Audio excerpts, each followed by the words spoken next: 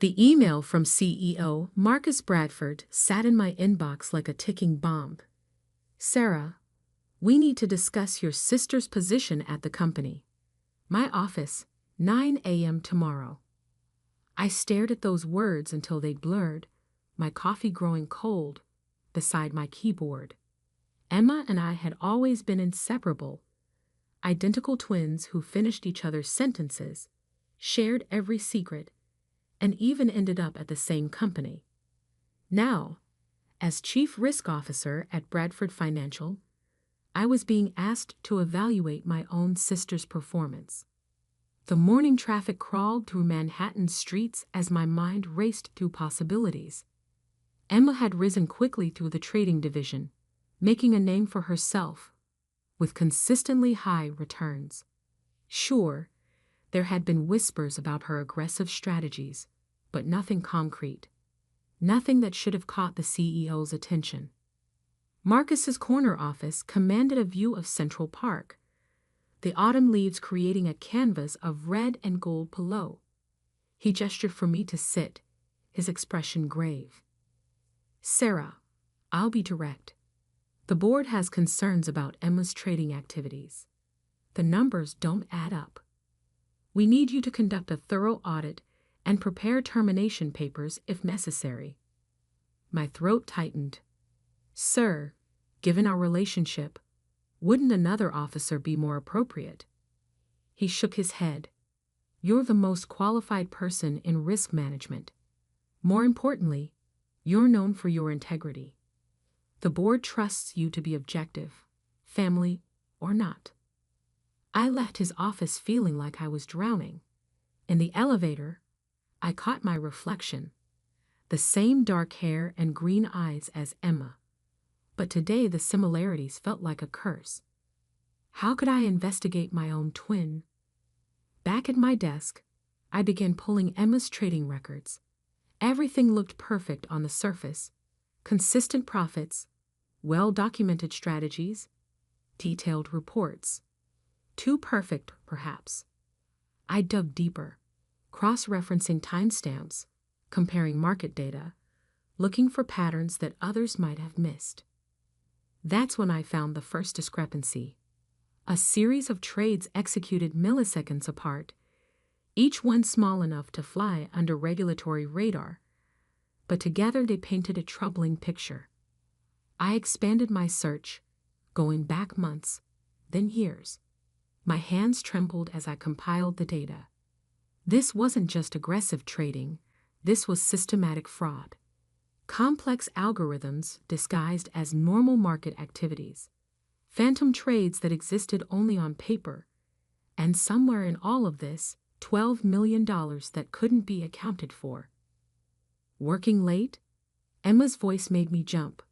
She stood in my office doorway, elegant in her designer suit, wearing the confident smile that had helped her charm clients and colleagues alike. Just catching up on some reports, I said, carefully closing the files on my screen. You? Closed another big deal today.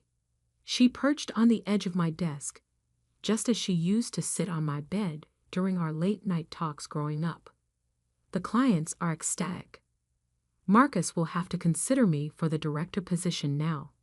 I studied her face, my face, essentially, looking for any sign of guilt or worry.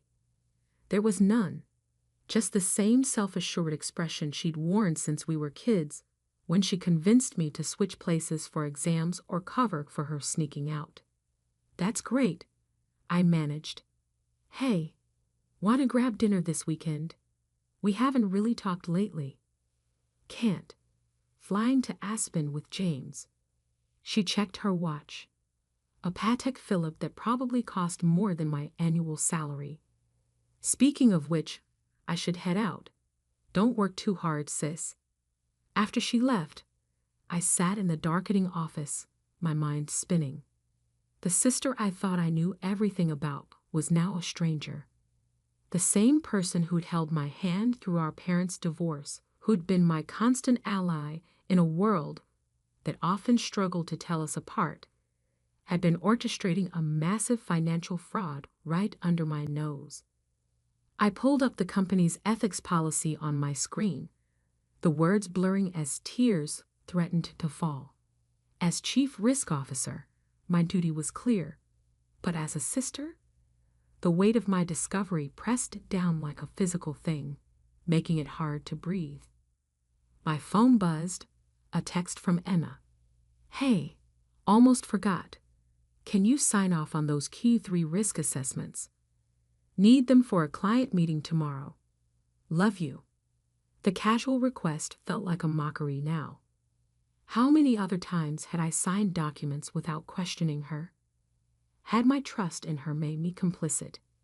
I opened my personal laptop and began documenting everything I'd found, creating copies and securing them outside the company's servers. If I was going to do this, I needed to be thorough.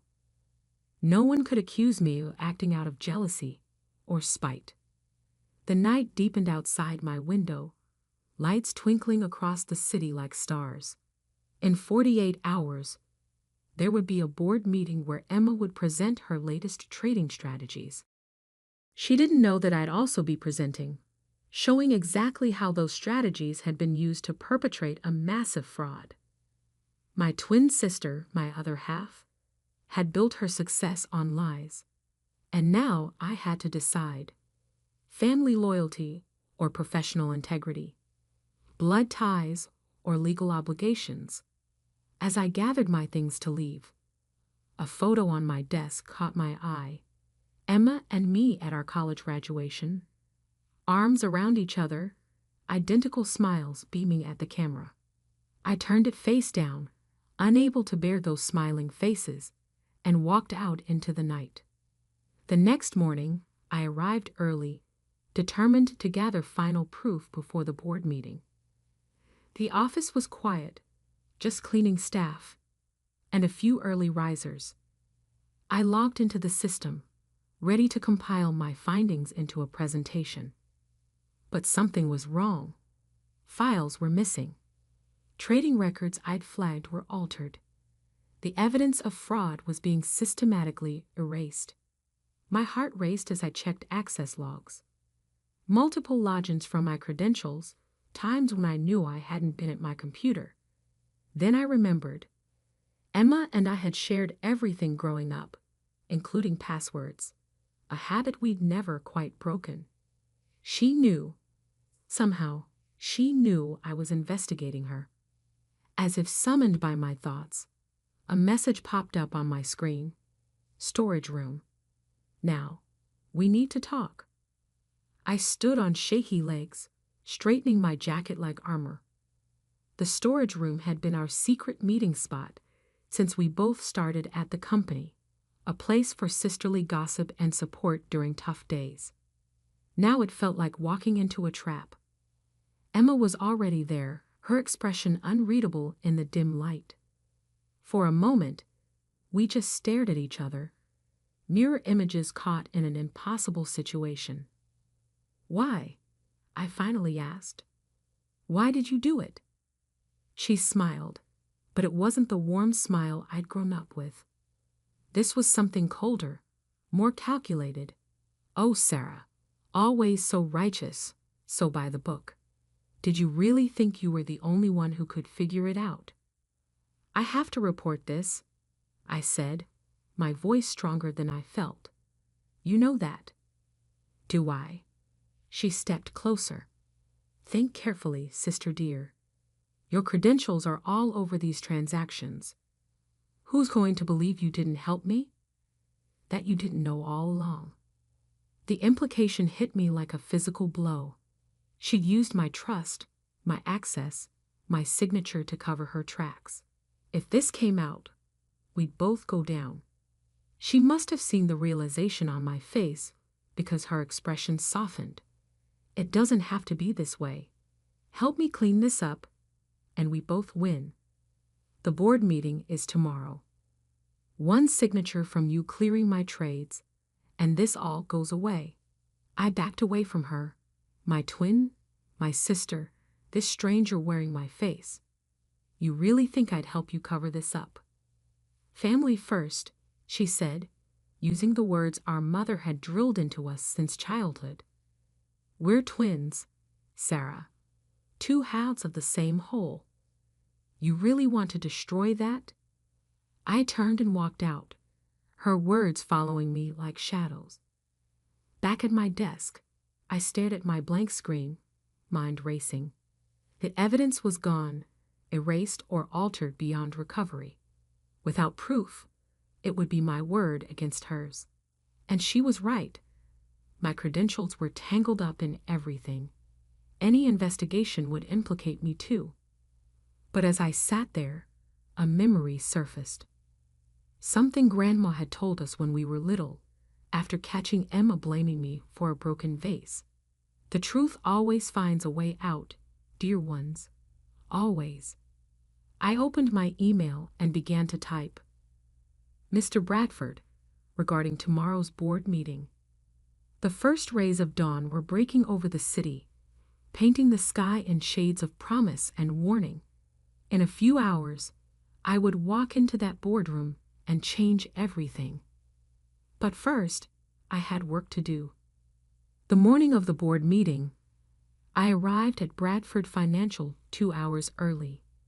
The sky was still dark, the office floors eerily quiet, except for the hum of computers and the occasional cleaning staff member. I had work to do before everyone arrived. Last night, after Emma's threat in the storage room, I'd remembered something crucial.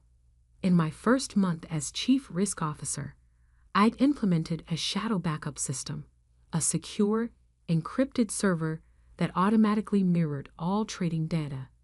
It was a precaution I'd insisted on after a major bank lost millions in a data crash. Emma didn't know about it. Nobody did, except the IT director who'd helped set it up. My hands trembled slightly as I entered the complex series of passwords. If Emma had somehow found this too. But no, the files were there. Every transaction, every altered record, every fraudulent trade, all preserved in their original form. Working early? I jumped at the voice.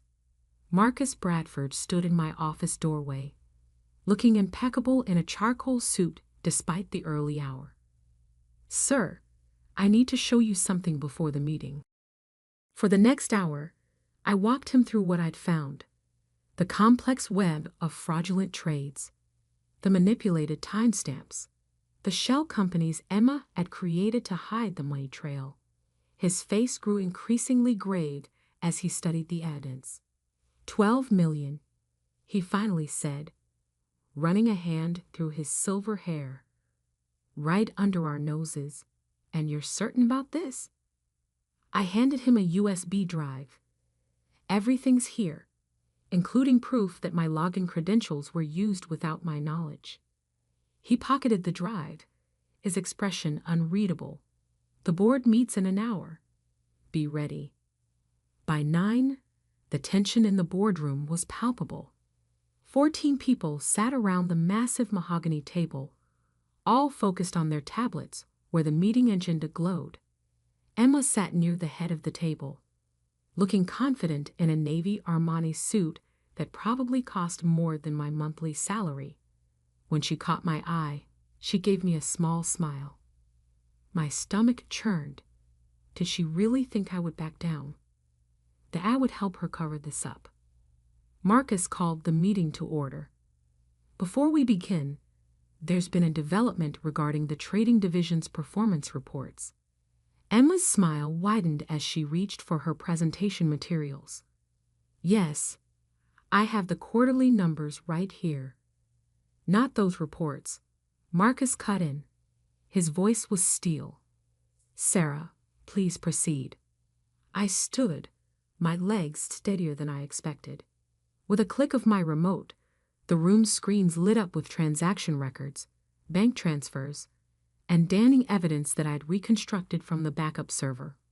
Over the past 18 months, I began, my voice clear in the hushed room. A sophisticated fraud scheme has been operating within our trading division. using manipulated algorithms and phantom trades. Approximately $12 million has been diverted through a network of shell companies. Emma's face went from confident to confused to pale as I continued my presentation. I showed the board everything: the fake trades, the altered timestamps, the money trail that led to offshore accounts. "This is ridiculous," Emma interrupted, standing up so abruptly her chair rolled backward. "These are legitimate trades. Sarah's just jealous because I've outperformed every metric." "Sit down, Miss Sullivan," Marcus ordered. "Your credentials were used to access and alter company records at 3 a.m. this morning. Care to explain that?" Emma's eyes darted to me, a flash of betrayal crossing her face. I was home asleep. Someone must have hacked. "We have security footage," I said quietly, "and the original records from a secure backup server you didn't know about." The color drained from her face. She sank back into her chair, her perfectly manicured hands gripping the armrests. "Given the severity of these allegations," Marcus continued, "I've already contacted the SEC and our external auditors. Ms. Sullivan, please surrender your company ID and devices. Security will escort you out." "You can't do this." Emma's voice shook. "Sarah, tell them. Tell them you helped me. Your credentials are all over these trades." I met her desperate gaze. "No, Emma, I didn't help you. You stole my passwords, used my trust, and tried to frame me when you got caught." 2 security guards appeared at the boardroom doors. Emma's face contorted with rage as she stood. "Family first, remember? We're supposed to protect each other." "I am protecting you," I said softly, "from continuing down this path, from becoming someone who thinks it's okay to steal and lie and betray the people closest to them." She laughed, a harsh sound that didn't match her elegant appearance. "You self-righteous bitch. You really think you're better than me? That you're doing the right thing? Watch your back, sister dear. This isn't over." As security let her out, I remained standing, my presentation still glowing on the screens around us. The board members whispered among themselves, shooting glances between me and the door where my twin had just exited. Marcus cleared his throat. "Given the circumstances, we'll need to do a complete audit of all trading activities. Sarah, I want you to lead the investigation team. And thank you. I know how difficult this must have been." I nodded, unable to speak. The rest of the meeting passed in a blur of action items and next steps. When it finally ended, I walked to my office on shaky legs and closed the door. On my desk, the face-down photo from our graduation caught my eye. I picked it up, studying our identical smiles, remembering how simple everything had seemed back then. When had Emma changed? Or had she always been this way, and I just hadn't wanted to see it? My phone buzzed. A text from an unknown number. "You chose your job over your own twin. Hope you can live with yourself." I blocked the number, but Emma's words echoed in my mind. Had I done the right thing? The moral thing, yes. The legal thing, absolutely. But family was supposed to be different. A knock at my door interrupted my thoughts. It was Lisa from HR, looking apologetic. "Sarah? We need you to sign some paperwork regarding the investigation." I followed her to a conference room where several thick folders awaited my signature. Each page felt heavier than the last. Documentation of my sister's crimes, written in cold, official language. As I signed the final page, my phone buzzed again. Another unknown number. "Check your email, sis. Remember that joint account we opened in college? Guess whose name is on all the transfers?"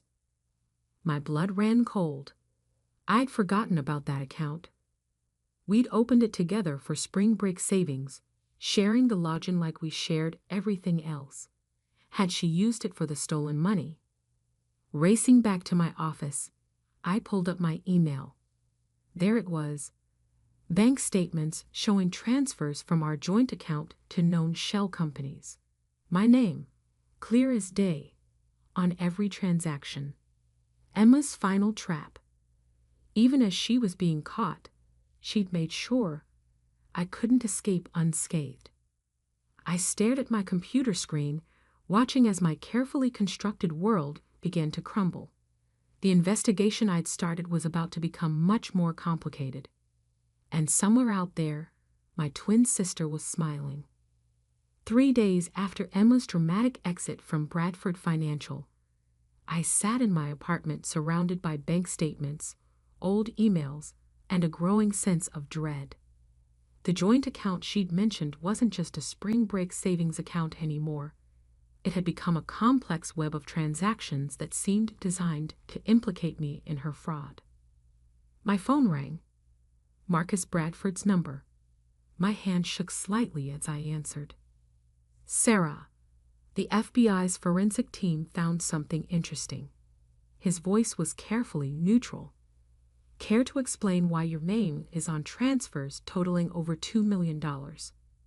I closed my eyes, feeling the walls closing in. Sir, that account, it's complicated.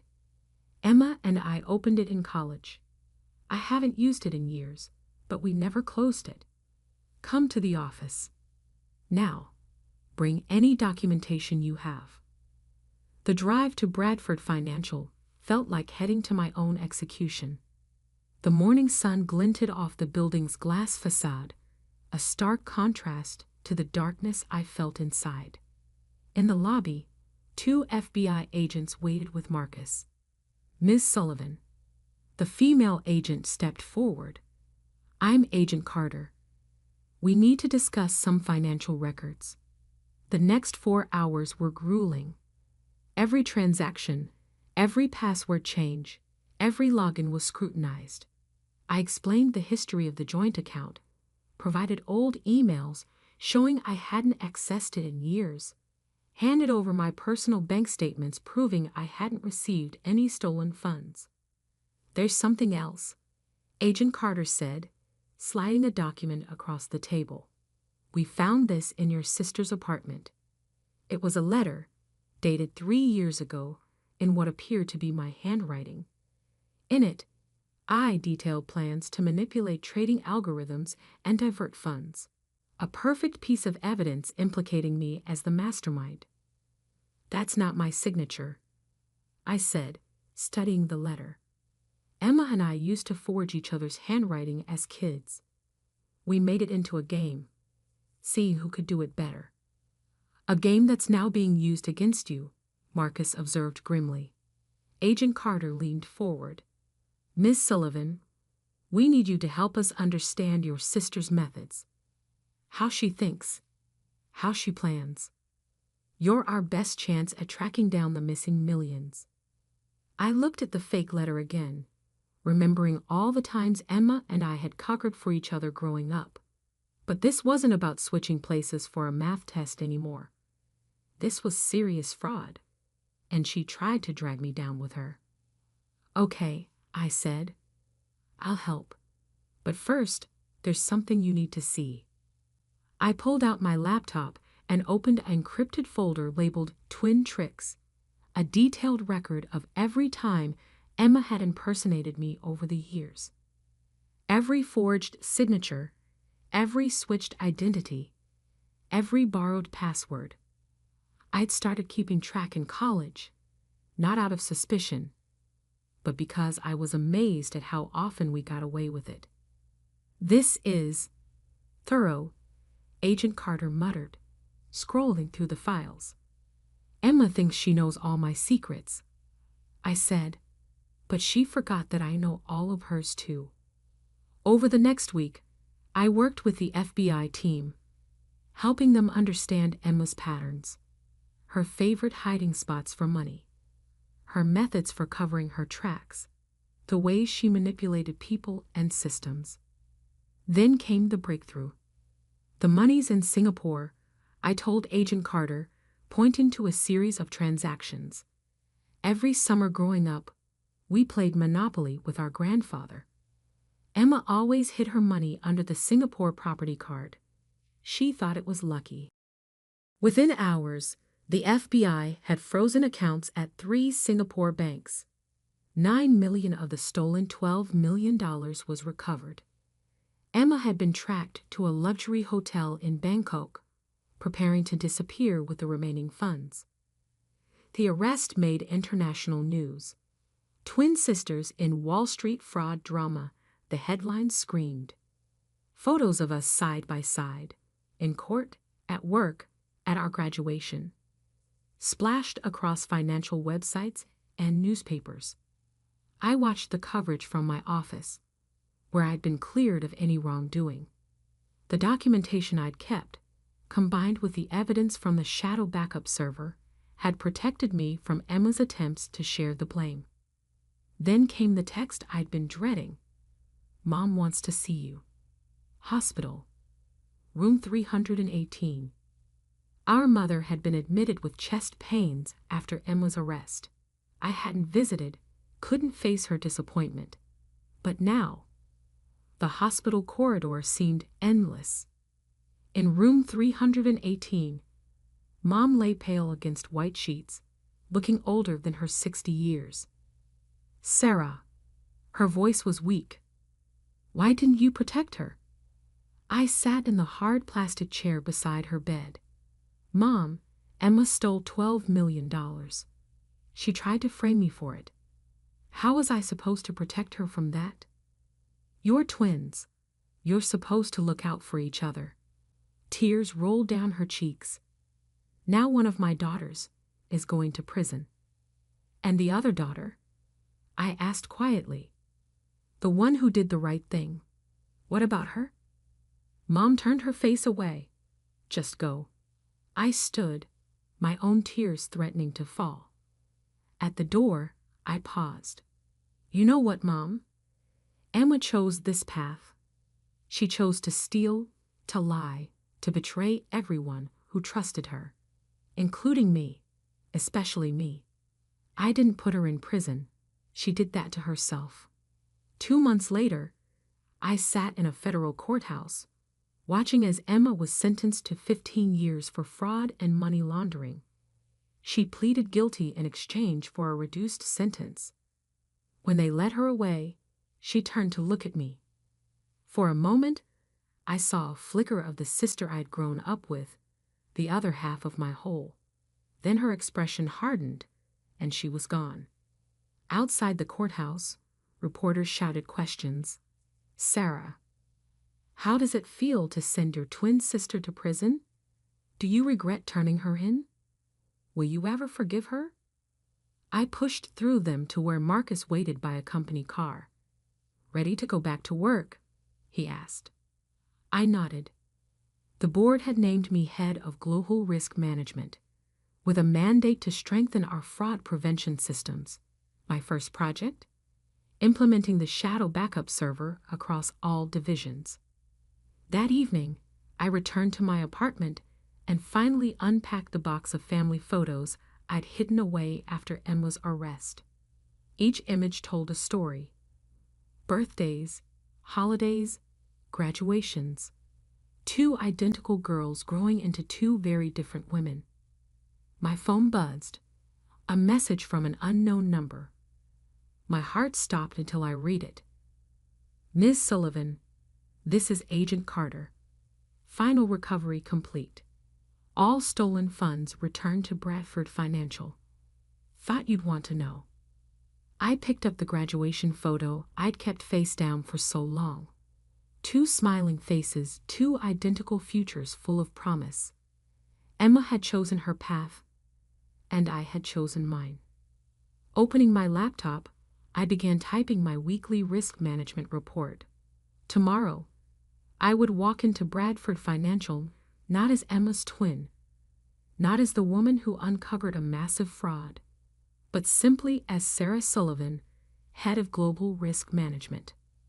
And that was enough. My phone buzzed again. Mom. I let it go to voicemail. Some relationships, like some investments, weren't worth the risk anymore. Outside my window, the city lights twinkled like stars, each one a reminder that sometimes the hardest choices are the right ones. I had lost my twin, my mirror image, my other half. But I had kept something more valuable, my integrity. And in the end, that was the only reflection that mattered.